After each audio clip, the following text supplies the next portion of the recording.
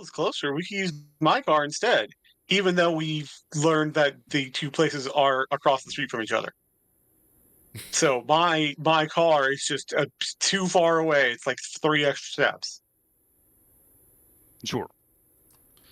Duke is still staring at me with a hard look. I get the feeling that, despite all the things we just told him, he's not buying it. Leo hauls the weasel off the chair, getting a little squeak of pain from Duke as he's forced to break eye contact with me. What about the others? The ones that I didn't care about all week, and now suddenly, I'm going to care about what TJ thinks. Oh, TJ! We're gonna try to find everyone we can before we leave. But the priority is to get ourselves to a police station. Leo Except for Jenna. I want to leave her behind. No, Leo- not Gina. She's my girl. She beat me at the carnival. Fuck her. I'm still jealous. I wanted to give Otter a present. Also, she beat me in the parking lot when we were buying. She beat me in the mall parking lot and made me like fall on my ass and get all scraped up in front of my boyfriend. Leo pulls me to stand in front of him before gesturing at Kudzu. Good. Take the gun. Safety's off now. Don't turn it back on. Kudzu visibly frowns as I hand it to him. Yeah, sorry about that. I want chase between us. I don't want to not try. Oh, sorry. I don't want to try anything, especially if Brian comes back. So, with Kudzu leading the way... Joke's on you, Leo. That was Chase's plan all along. Get into a nice little sandwich. Come, Kudzu. We need to spit roast him the entire way out. And then we can do a Houdini. So, with Kudzu leading the way, we make our way out of Brian's house and into the night. It's quieter this time around as we head out into the deserts, into the deserted night street. Yeah, Baller had last call, so, no more murdering, you guys. Everyone's got to go home and get their sleeps. Mm-hmm. It's a murder bar. We don't serve drinks, we serve guns. Seems like things have settled down a little, at least. Kudzu's fur is still bristled out on the back of his neck. I'm starting to worry about him. He's been tense, even considering the situation we're in. Gunfights are just normal in Echo. Why would he be, worked up or, have adrenaline still flowing through him, a couple minutes later? He's just a weirdo. Totally. Keep your eyes peeled anyway. Of course. I've also been sensing a strange sort of tension between the two of them. It's sexual. It can probably be put up to the situation currently at hand, though. We're all on edge. I can see the motel a ways down the road, but ominously, the lights are all out. Duke has gone quiet for the most part. I wonder if he's just given up or if he's planning something. Hopefully I think it's kind of funny. You could start picking out innuendo if you go back. Mm-hmm. It's like there's sort of tension between them. The current situation, quote unquote situation at hand. And then it's like we're all edging. Which was Chase's plan all along. Mm-hmm. It's all his plan, just get everyone horny. Yeah, you thought Leo was, doing the plans and the subterfuge. No, it was Chase all along. Yep, Chase is the mastermind.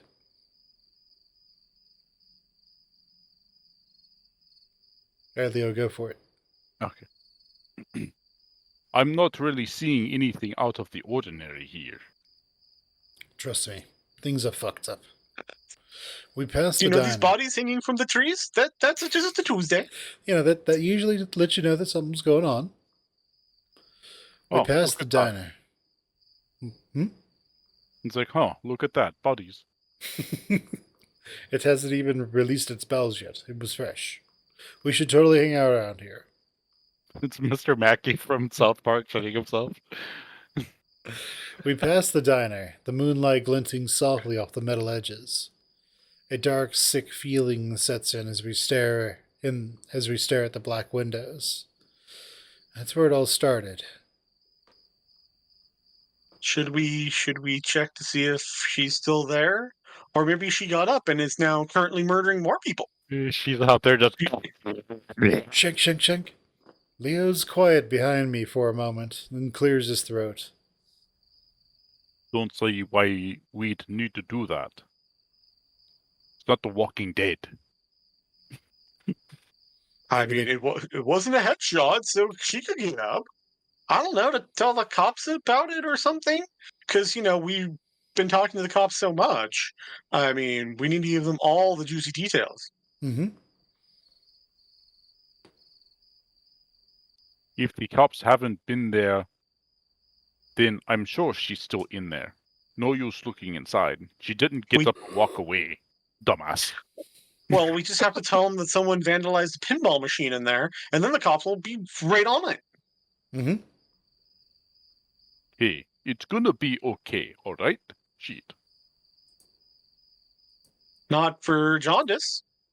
I mean, did you see how yellow she was? Jeez.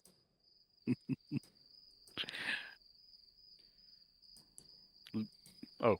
Leo doesn't say anything to that as we continue down the road, finally reaching the motel parking lot. Keep moving. I look behind me and see that Duke stopped, still looking back at the diner. I see something.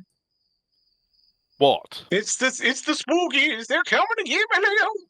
Kudzu I need a stops. hug. Kudzu stops too and looks back at us. Something. Let me use my big words and get really descriptive. Something. I look Because back G's are bad, and I'm going to drop them. I look back at the diner, but I see nothing moving in the windows or in front of it. It's way too dark to see anything in there anyway. Leo, you just don't have enough insight in order to see the amygdala. Mm-hmm. It's a drug-induced is a drug-induced hallucination.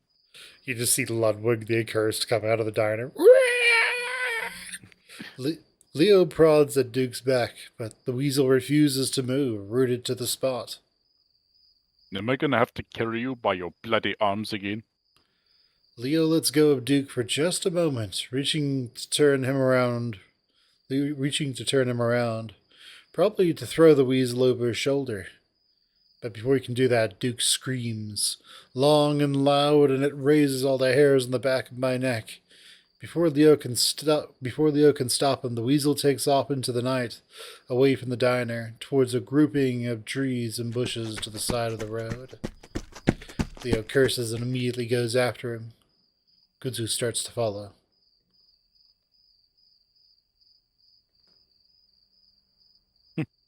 Don't follow me! Wait by the car!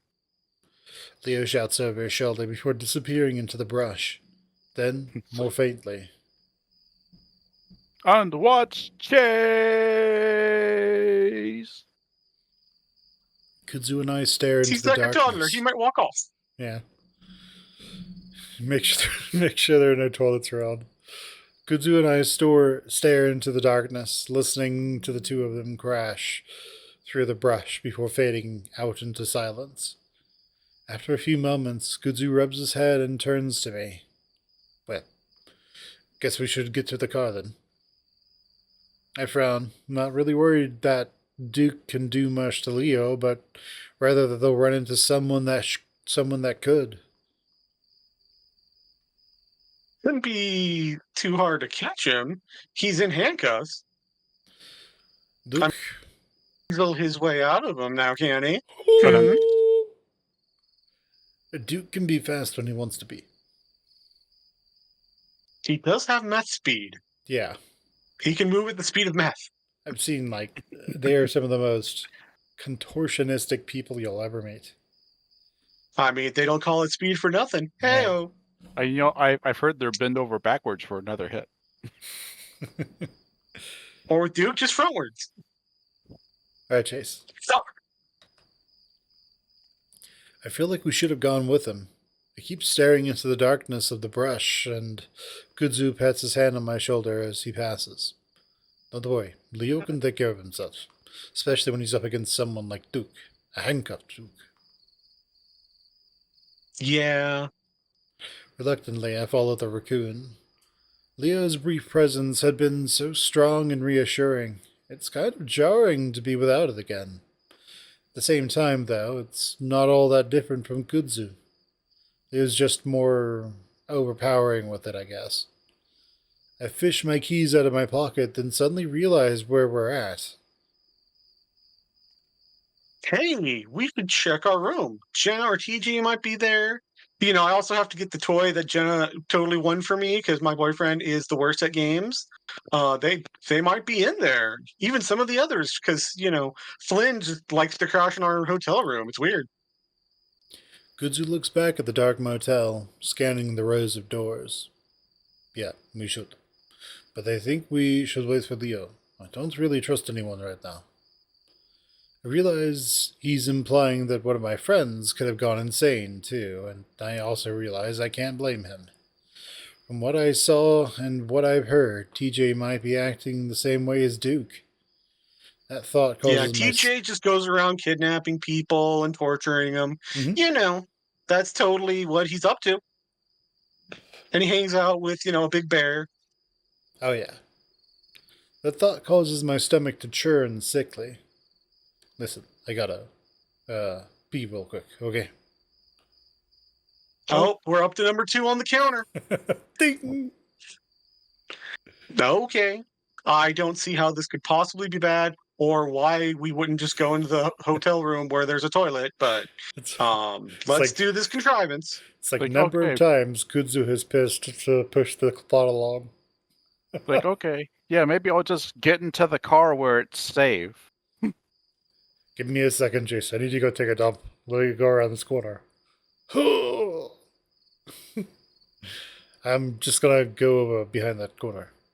He points over to the side of the motel. No problem. In public hysterias, I think that, there's not going to be indecency laws or, public urination tickets. Like, I think you're okay to just pee on the other side of my car and, like, basically full view as long as I don't hear. Yeah, but it's Kudzu. He wants him to watch. I'm getting just a He little... wants him to see it. I'm getting just Why a is little he- annoyed that everyone is acting like I'm a little kid that needs to be watched. Cool. Be right back. Kudzu does a little jog away before disappearing around the corner. I lean back against the door of the car, swinging the keys around a finger.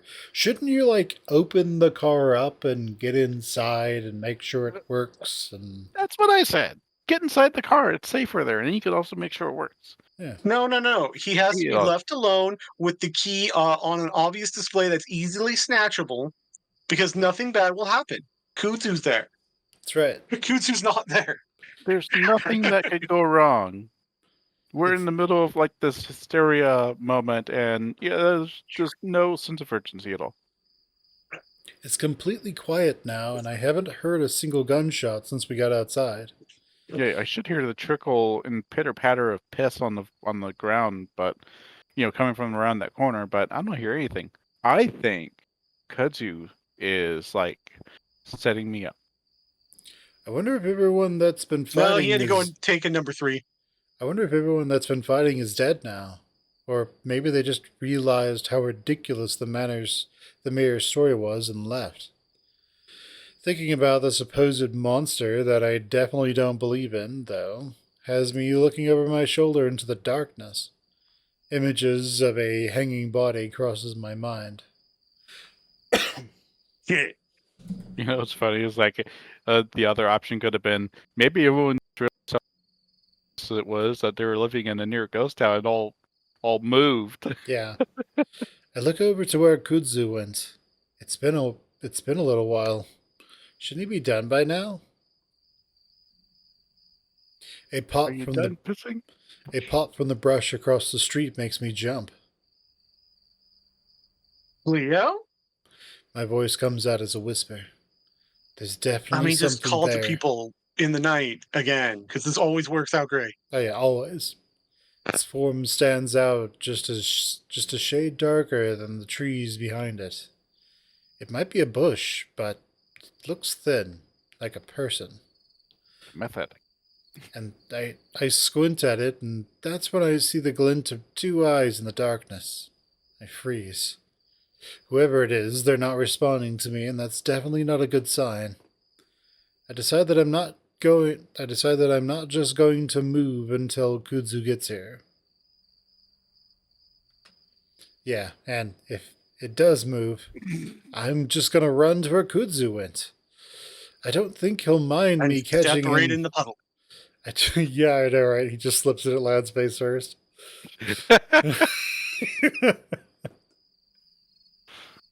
I don't think he'll mind me catching him with his pants down if there's a fucking psychopath chasing after us. Oh no, I think I would. Want the psychopath over here when my pants are down? I'm sick. Why'd you bring him over here? All right, blinding You had a attack. perfectly good car to hide in. What the hell are you doing? I see a thick It's like, tail. I was trying to trick you into coming over here so that we could have some sexy times. But no, you brought a moped. I see a thick tail swoosh out to the side of the dark thing. Slowly, I feel behind myself with a keyhole to the car door, sliding the key in and unlocking it. Actually, I'll just get into the car and footsteps to my right. Duke, his eyes wild, is on me in an instant. He slams into me so hard I'm sent to the asphalt with an impact that rattles my brain. I roll over groggily and see Duke bent over, his hands fumbling at the ground. Somehow, he's moved his handcuffs from behind himself to the front. I realize that I don't have the keys anymore at the same time that Duke stands up, keys in hand. No! Save me! It's been like 3 whole minutes since the last time my life was in danger. Kuzu! I yell and reach for Duke, who dodges away, throwing some kicks at me before yanking open my car door.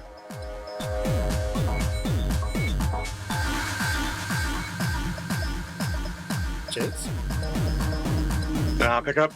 Not at all. I lunge for the handle, but I see the weasel slam down the lock just as I reach it. Kudzu comes running around the corner just as Duke starts up the car. His pants are still down. His dick's still hanging out. Yeah, he just he has to like waddle run because his pants are around his knees. Yeah, he's still pissing. There's like these big swiping whips of like yellow liquid just everywhere. Just woo, woo, woo, woo, woo. No, he has his pants all the way down to his ankles because he's like Butters. What is he? One of the aristocrats. There's blood and everywhere. Alright, Chase, go for it. Duke! I shout uselessly at Kudzu as Duke peels out, yanking the handle from my grasp and forcing me to hop back a step to stop from being run over. Of course, I think that Duke's just going to take off down the road and get the hell out of Echo. I have no idea that he's going to turn sharply in the parking lot and come straight for me. Chase! Kudzu screams at me, just 20 feet away now. But there's no time. The car is coming at me. I jump to the left, but Duke easily follows my movement. I see the license plate in the headlights, which Duke hasn't turned on. I jump and land on the hood of the car as it hits me. I feel like my body is falling through the air. I see the stars and the moon and the land. The desert stretches and winds into the distance, rising and falling with the mountains, hills, and valleys. It's endless, monolithic, passionless. Except here. Its mark is clear on the land, like a stain, a blemish, in the beige patchwork of the wilderness. The earth's bad. The air's bad. Everything's tainted. The mark is old. It's ancient. Been here longer than people. All people. And they knew it too. Everyone who's been here knows it. So do you, even though you're not from around here. You were drawn to the strain like all the other evil that's planted itself here. You can see it right through. You can see it right through the otter's eyes. You see its influence stretching above you like black tendrils into a dark red sky. They stretch, searching.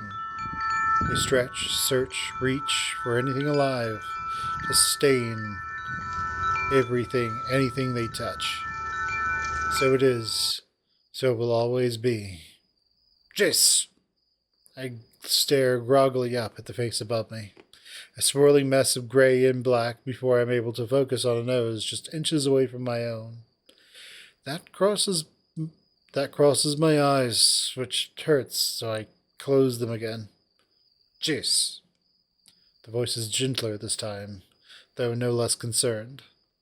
I try to reach my hand up to assure whoever it is that I'm fine. I feel the soft, velvety sensation of an ear catch between my fingers, and the person above me stills.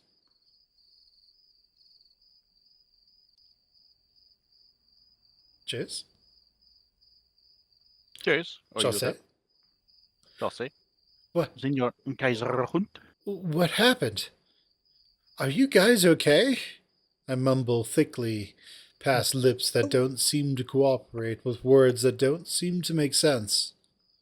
Are you okay? Are you? He hit you really hard. I feel a hand run over the top of my head, like it's looking for something.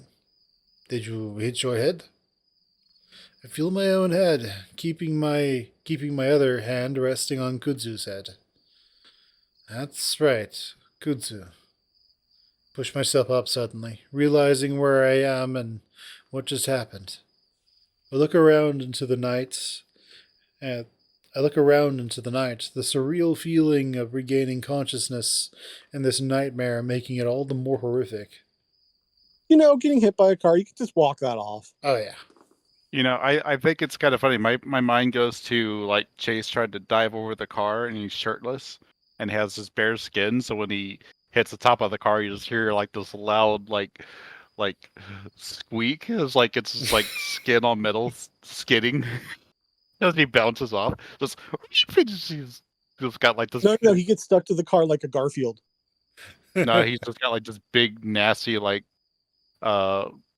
red mark on his belly.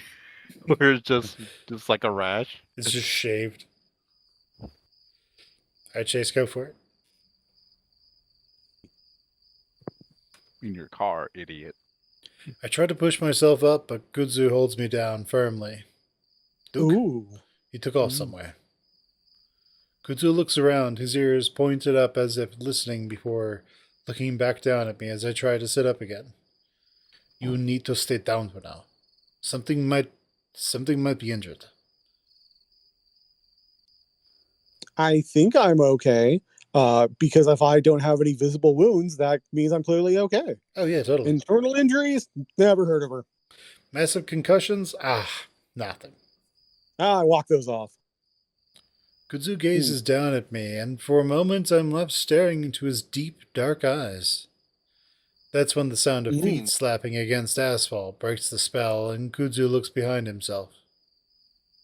What the hell? Duke, just... Kudzu is suddenly shoved roughly away, and I find myself held up in Leo's arms. Leo desperately looks me up and down as he holds me in his arms. Did he shoot you? What? No, he just hit me with a car. Because that sounds way better in this jealousy scenario that you're already building up in your mind. He just ran me over with my own car. Don't make me bleed my own blood. I see Leo's eyes widen as his ears shoot up. He suddenly turns his attention on Kudzu, hackles raised. What? Good. Why weren't you watching him? I mean, I can't even capture a handcuffed weasel. But, you know, don't mind that. Kudzu flinches back, then glares. Kudzu's like, I was waving my yellow hanky, and, Chase just didn't take bait. I was pissing everywhere. He came out of nowhere, Leo. We were both trying to stop him. I can feel Leo working himself up to shout something else, but that's when I push myself out of his strong grip. Despite the circumstances, I'm bristling at the way I'm being coddled. Even though if we leave you alone for literally 2 minutes, you almost get killed again. At this point, Chase is almost like was it Forky from Toy Story 4 or 5? Just always jumping out the window trying to get itself killed. Goodbye, cruel world. Damn it, rescued again. Damn it, Woody, just let him kill himself. No. No, don't do that. Go for Leo, it, Chase. he was there wasn't anything he could do. Well, except Yeah. for his magic Tanuki powers, but we're not going to talk about those. Now standing, I feel an itchy sensation in my back, and my head spins a little. I brace my hands on my knees and wait for it to subside. I don't think you should be standing up so soon. I'm I'm Super Chase. I can do anything. Pew! I thought Yeah, did you guys remember? I'm the Flash. I can be like 3 places at once. now that I'm standing, I'm not. Though, now that I'm standing, I'm not completely sure of that. Worrying twinges and creaks pang throughout my body, but I force myself to straighten up, facing the other two. It's almost like that car being hit by the car like aged them like 20 years. Like, oh, this is what it feels like to be 40. Oh! The horror. No. All right, no. Chase. Are you ready to go for a walk? Oh, I can't. It's more than 10 feet. We need to keep moving. Find the others and get out of here. Leo moves up next to me, a big paw reaching out to wrap around my shoulder. I cringe, though, and Leo takes his hand back. You need me to carry you, honey? I grimace and shake my head, mostly because I feel like being slung over his back would be even worse. He settles on rubbing. You know he'd princess carry him. He settles on rubbing my back gently, eyes still looking me over, as if trying to spot some unseen injury. Come on, Princess Chase. I'll carry you in my arms. Let's get the hell to Peyton. Kudzu coughs awkwardly. We lost our car, though. Oh, yeah. The car I love so much and talk so highly of. My heart sinks. It was stolen. Even now, in the situation we're in, I'm a little angry that it was my car that was stolen. It's so funny. Chase just looks up to Leo. Should have been your car. Yeah, fucker. I worked hard to buy that thing, even if it was a junker. Leo shakes his head like it's a mild annoyance. Well, then we'll just have to use my van instead. Leo looks up the road in the direction of the diner where he left it 2 days ago. Which is a continuity error, but we're rolling with it. Wait, let's at least check the motel, see if any of the others are in our room. Janice is probably chilling there, reefer in one hand, a gun in the other. Just be like, no one messing with me. Arthur, I'm sure the others have already gotten out by now. Because 3 of them don't have cars. We don't like Flynn. We don't like Flynn. They don't have phones, nothing. I mean, we haven't even heard anything from any of them. Though, why wouldn't they have brought the police or something? Leo looks back at the motel, chewing his lip.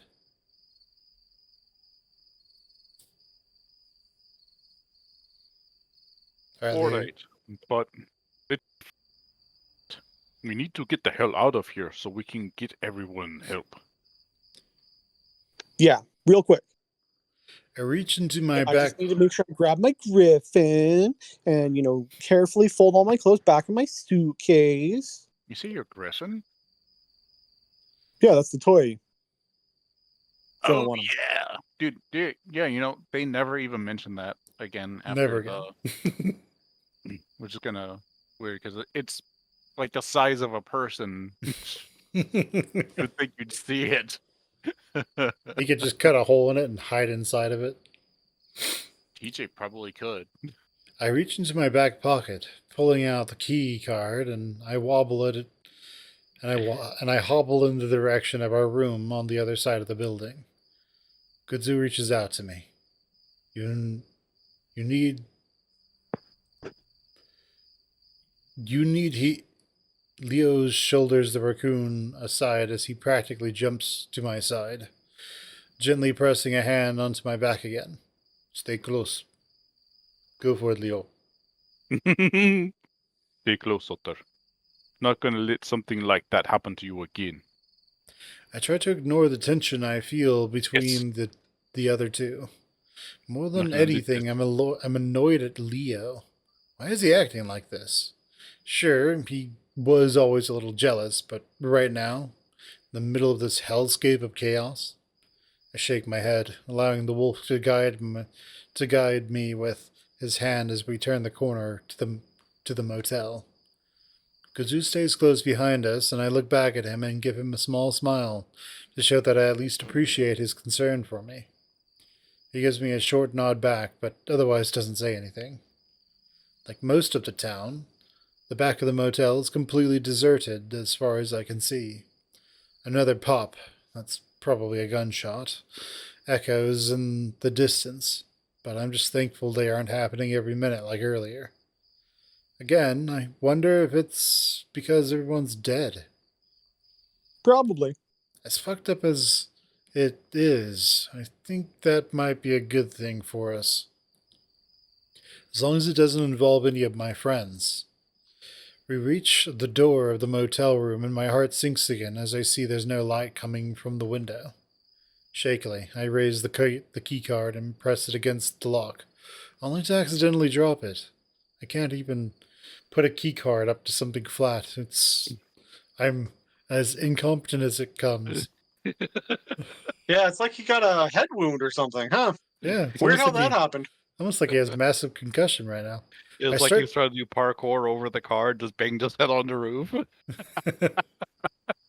He bends over to grab the key card, just bangs his head on the handle. Ah, fuck. And then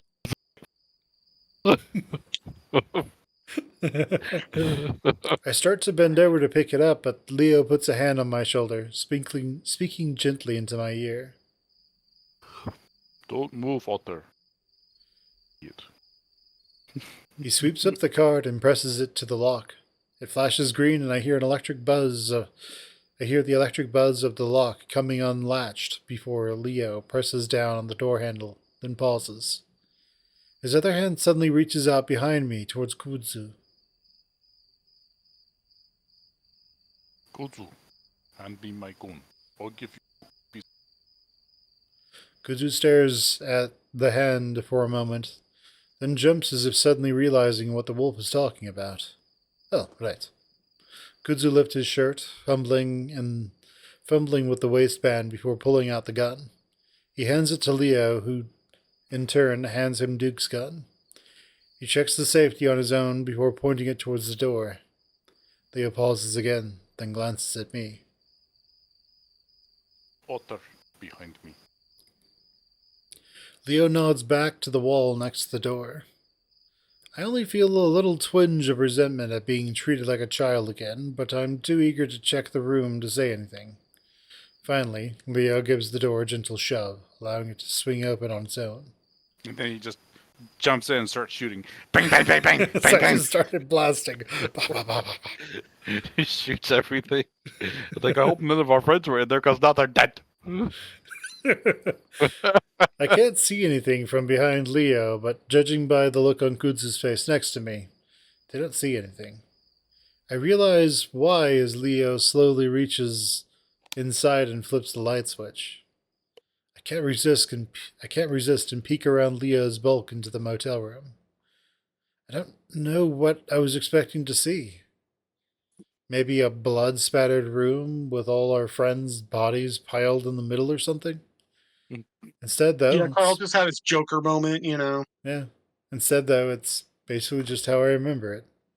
I even see my pajamas crumpled up on the side of my bed where I left them. Leo holds steady for a moment, keeping the gun pointed at the ceiling of the room. Finally, he leans in, whispering loudly. Hey yo. There's no response. Hey Leo waits. yo. Leo waits just a while longer before finally moving forward slowly. I don't wait for Leo's Chase, you didn't approval. buy the talking beds? That answer you? Yeah, they're construct beds. I don't wait for Leo's approval to follow and move closely behind him. Kuzu just behind me. There isn't much to search in the motel room, having just the room and the bathroom to check. Once Leo's sure it's clear, I shut the door and lock it before turning to the other two. Just so we know that we're safe, at least. For now, at least. Leo shakes his head. Keep moving, Chase. We should head to my place now.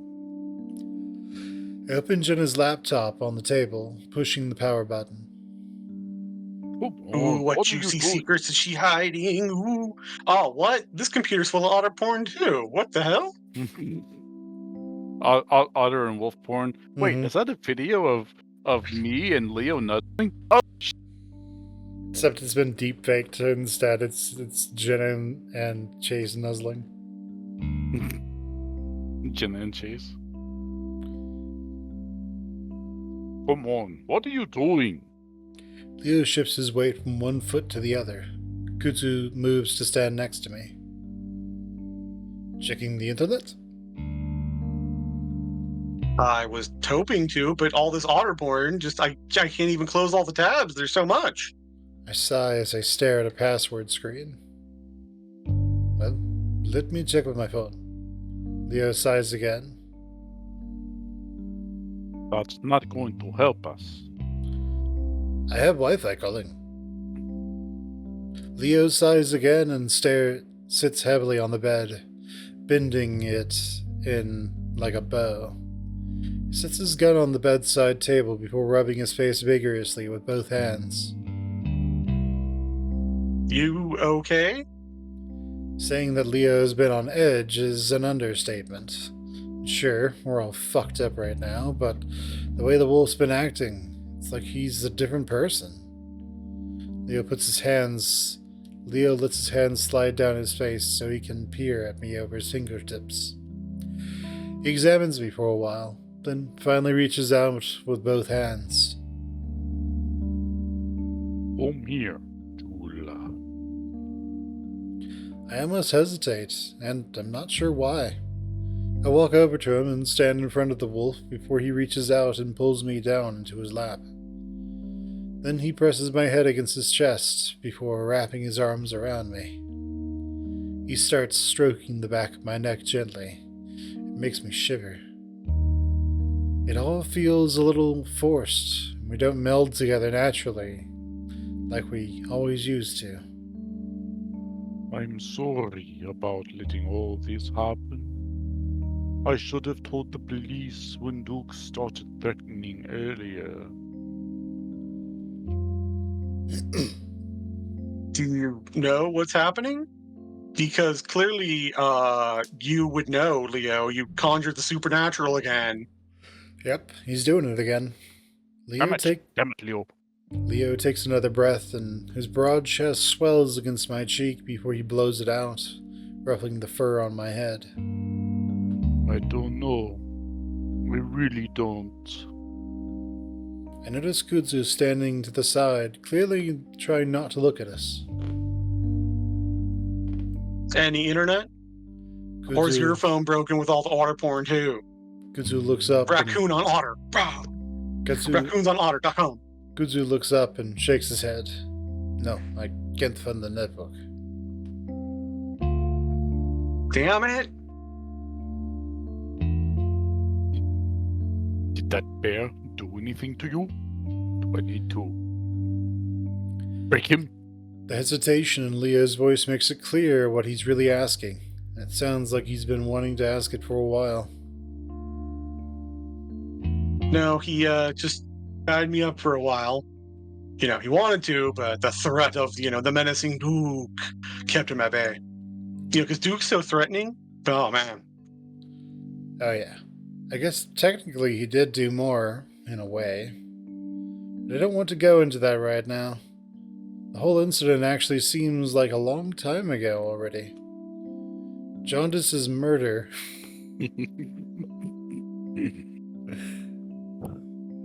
Getting nearly raped by Brian, trying to kill Brian. I feel like there's a numbness in my chest that's dampening my emotions right now, and everything feels like it's far away from me. Wonder if that's some kind of psychological response to what's happening, and if I'd be all fucked up after this was over. Probably. The answer is yes. But I kind of welcome the numbness right now. It at least helps me deal with what's happening a little easier. Jenna would probably be able to tell me what's happening right now if she was here. Of course, that makes me wonder where she and the others are. Makes me want to get out there and find them. Because as much as I want to get the hell out of this place, I feel kind of responsible for them. I did drag all of them here after all. That'd be, I just remembered one thing that we were doing in the first episode was whenever someone seemed like they were like stretching or relaxing.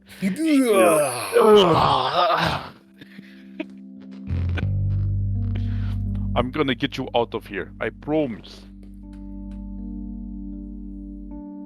Leo breathes into my ear and squeezes me a little tighter. I have to hold back a wince as a twinge goes through my back. I have a feeling that I'm gonna be very sore tomorrow.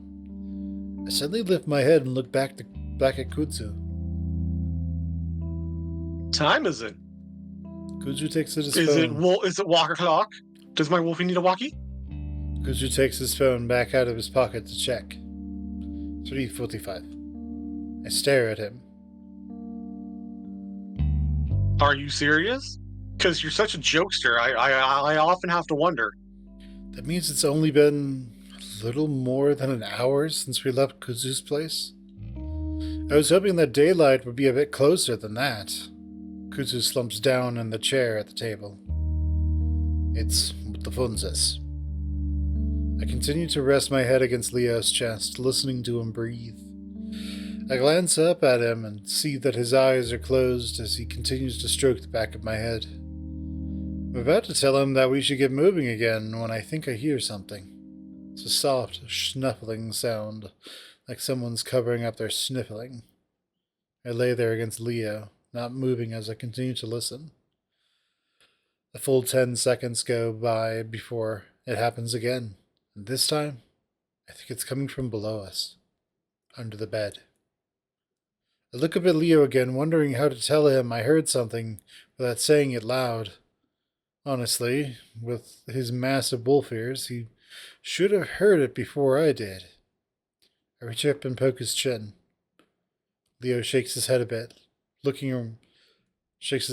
around the poking, but otherwise doesn't open his eyes. I frown and reach up further, touching his cheek.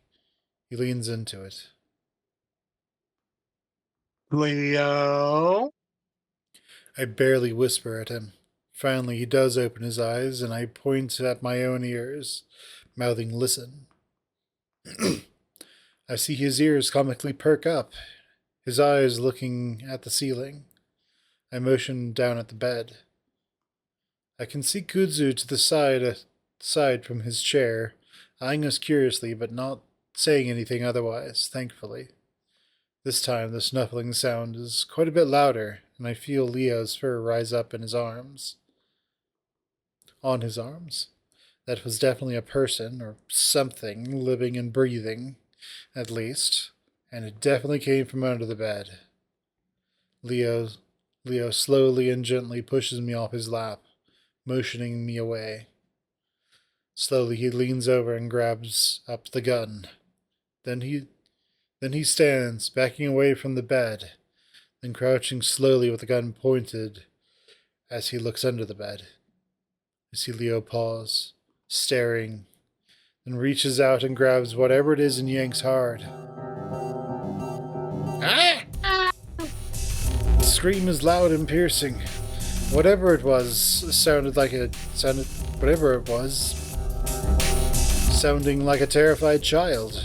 It thrashes and kicks at Leo, and it's when it's clawing frantically. It thrashes and kicks at Leo, and when it's clawing frantically at the carpet, gets to back under the bed, I realize who it is. TJ? I shout his name, confused and terrified myself.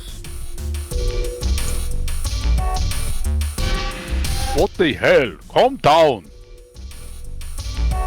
Leo's got both his hands on TJ's ankles, trying to keep him still while at the same time not getting gouged by the toe claws. I move closer, though not close enough to get clawed by the lynx, and try to crouch in his line of sight. TJ, it's us. You know, the ones that abandoned you and didn't talk to you for the entire week. You know, it's us. You're okay. The look in his eyes is wild and desperate and feral. I reach out for his wrists and he immediately slashes at me with his other hand. Gus, stay back! I fall back on my Wild butt. TJs are on the loose. I fall back on my butt and scoot away a little, wide-eyed. I've never seen TJ like this. Of course, I haven't. I can't imagine what could have made him like this. Scramble up and stand next to Kudzu, who's just as wide-eyed as me. Duke shared a little of his meth with him, you know, because he's such a community guy. Despite that, he sidesteps a little from me, as if to shield me from the insane TJ. Leo finally drops the cat's legs before TJ can scramble back under the bed. Leo jumps on his back. I wince as I'm sure I can hear TJ deflate like a tire from Leo's weight. Wolf snatches up TJ's arms, pinning them against his back, while he leans over the lynx, shouting into his ear. TJ, stop! Stop fighting! It's me, Leo! Leo! TJ continues to writhe, making weird yowling noises that I've never heard him make before. TJ, it's me! Your friends! We're here to help you, man! Leo's voice is quieter now, more soothing as he tries to calm the crazed lynx. It seems to be working so far as TJ's violent thrashing lessens. His yowling fades out more and more. Feeble whining sounds. See? I'm here now. You're gonna be fine. Finally, TJ's head falls to the carpet, everything going limp. Aw, he tuckered the little guy out. TJ sits on the bed, cross-legged, as he rests his back against the headboard. I gave him a blanket when I saw him shivering, and he's got that draped over his shoulders, holding it tightly around himself. It hasn't stopped the shivering, though. It seems to be the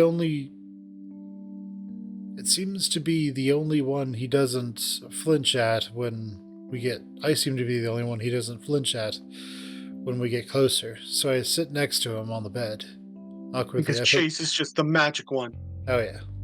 Awkwardly, I put my arm around him, but he seems to take comfort in that and leans against me. The smell of sweat and piss is strong, but I don't say anything. But that's just Kudzu. Leo, meanwhile, sits at the end of the other bed, gently trying to get TJ to tell us what the hell happened. Was someone chasing you? Is someone here? TJ shivers against me, and I pat his shoulder.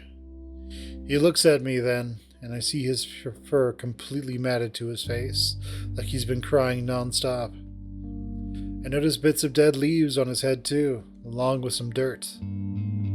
The hell had he been doing? Leo continues to prod gently at the lynx with his questions. If you can tell us, then we might be able to stop it, or at least watch out for it before we leave. Yeah, TJ, did you summon the supernatural? Was it you? TJ looks at Leo, then opens his mouth, making a squeaking noise. He swallows loudly, then tries again. Do we have any water? I know Chase is an otter, and otters love water, so I'm assuming we do? It sounds like he has an extremely sore throat. I look over to the sink, but Kuzu jumps off the chair he's sitting on and makes his way to it. He grabs up one of the small plastic cups before running the faucet. TJ watches him until the raccoon brings the cup back over. TJ drops the blanket around his shoulders and reaches out eagerly for the cup. We all watch intently as he swallows giant gulps of water before lowering it from his lips and gasping for air. Leo smiles encouragingly. Careful, don't drown yourself. TJ stares, then shivers again, much more violently. I grip him more tightly. Are you cold? Because, Grab- we have the emergency response blanket just to drape around your shoulder. Mm-hmm. It's like we're at the end of the movie already. I grab up the blanket and try to tuck it around his shoulders better. Kinda. Not really. I feel cold, but it's the cold hand of death that's clearly reaching for me. That'll get us all. The great conjunction will kill us all. TJ rubs at his chest. He's still trembling, and I realize he might be in shock. I don't know what to do for that. In every TV show I've seen, the person is just given a shiny blanket while they sit there at the side of the road. So I just continue to rub his shoulders in circular motions, trying to be soothing. I wish Jenna were here. She'd know what to do. He leans against me again, though, so I feel like I'm doing the right thing. He holds Jenna would just ask questions about his cognition, be like, okay, TJ, how do you perceive the horror around you? Alright, TJ, tell me about your childhood. Take a note. Jenna, you weren't there. He holds out the cup to Kuzu again.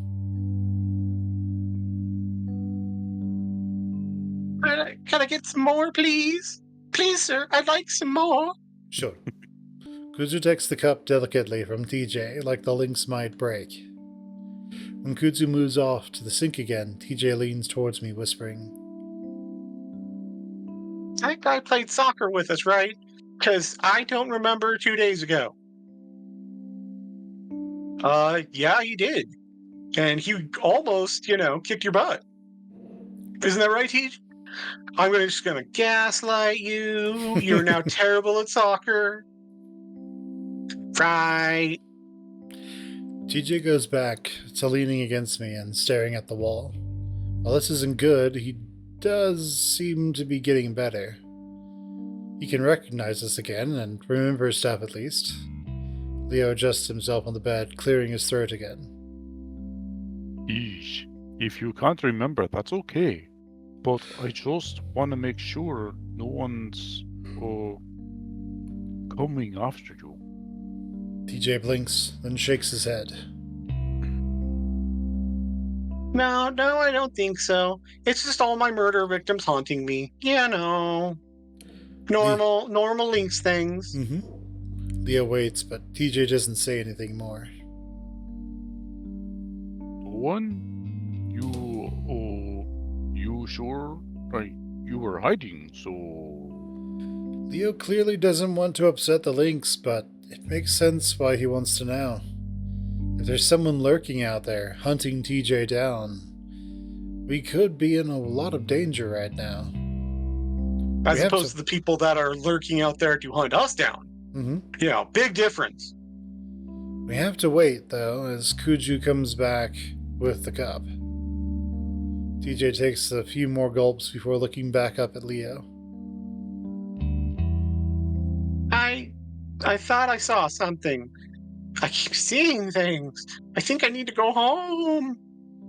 I stare hard at Home. TJ, Feel home. studying him. I don't know why, but I guess I thought we'd all be exempt from this hysteria. I knew we were all normal, at least to an extent. This whole crazy chaos seemed too foreign, too different for it to affect my friends. People I know that are grounded, normal people. That's exactly what TJ was. And now? Leo stands up and steps closer, sitting down slowly next to TJ on the opposite side of the bed. We are gonna go home, Tish. We just have to go on a walk to my car first. Leo reaches out and sets a hand on TJ's leg, and I'm glad to see that he doesn't flinch at all. He's really calming down. Okay. TJ suddenly opens up the blanket around himself, staring down at his clothes. I see his nose twitching like the skin inside of his ears. Then the skin inside of his ears flushes. Flushing like he didn't do. Mm-hmm. Can I take a shower? And not a golden one this time? Leo pauses, clearly not having expected that. Well, we really need to get going. Don't you want to get home and take a shower there? TJ, Yes, just sit in your piss for 8 hours. Yeah, that's what I was thinking. Like 8 hours just sitting in your own piss, just steeping. yeah. TJ I mean, has Kuzu's into it, but yeah. TJ has put the blanket back over himself, trying to hide his pants. I just want to feel clean again. You know, the spot on my hands, I have to wash it again and again and again. I feel like it might be a good thing for him to clean off. Maybe have something alone. Maybe have some alone time. I give Leo a meaningful look as I lower my voice gently for TJ. Sure, man. We'll wait. No, Chase, go for it. Sure, man. Well, we'll wait. TJ slowly pushes himself off the bed. TJ gets in the shower. He just hears the door open, and they just book it out of there. Be like, Yeah. Turns out there's a window in the right next to the shower. Something grabs him, pulls him out the window. TJ slowly pushes himself off the bed to stand on unsteady legs. How far can he get on stolen wings? Both his hands not so subtly shield his crotch as he walks to the dresser. Okay, just don't leave, okay? I know, Leo, you want to ditch me. That was always your fun game, but this time, no ditchies. Come on, you can load. Leo, go for it. We won't. Leo's still using his talking to a toddler voice. Wolf gives me a frustrated look, but I ignore it. And I'm gonna leave the door open in case anybody wants to jump in and join me. Cute soccer guy, just saying. You know, we both like soccer. You know. Yeah, just give me a second to wash all the piss off first. Kudu's like, don't bother. So if anything happens, just yell. Because, you know, a naked wet TJ will be there to assist you. Yep, he'll add an extra, 60 pounds to the fight. Being soaking wet. It's fine, and nothing's gonna happen, okay? Yeah, okay. TJ pulls out some pants from the dresser before making his way to the bathroom. He keeps glancing back at us like we're going to disappear if he looks away too long. Try to give him a cheerful smile until he finally disappears into the bathroom. Well, Chase and Leo were clearly ghosts, so if I look away, they're gonna just disappear into the ether. Yep, poof. We sit around in a sort of circle in the motel room. Leo and I on the beds, Kudzu in the chair. Keep our voices low as we discuss what's going on and not wanting TJ to hear. This doesn't make sense. PJ is one of the most rational people I know. How could this be affecting him? Because, it's town-wide thing. His Christianity will just, he'll just deflect the supernatural with his Bible. You see, like,